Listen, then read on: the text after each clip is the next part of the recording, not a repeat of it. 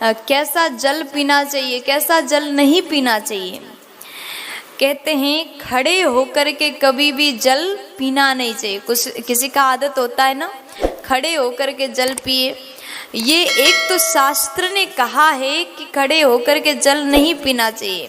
दूसरी बात, अगर खड़े होकर के जल पीते हैं तो हमारे स्वास्थ्य के लिए भी वो हानिकारक है।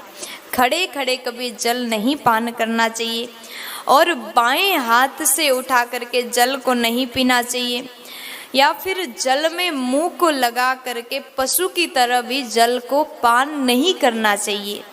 और उसके बाद में बाएं हाथ से पिया हुआ जल मदिरा पान के समान हो जाता है। इसलिए कभी भूल से भी पानी पी रहे हो, जलपान कर रहे हो, तो दाएं हाथ से ही जलपान करना चाहिए। अगर हम बाएं हाथ से जल पान करते हैं तो वो मदिरा पान के समान हो जाता है, जिसकी शुद्धि चांद्रायण व्रत करने से ही हो जाता है। और कहते हैं पैर धोने से, चरण धोने से बचा हुआ पानी जल, और संध्या करने से बचा हुआ जल, और पीने से बचा हुआ, शेष बचा हुआ जल भी कभी पान करने के योग्य नहीं होता।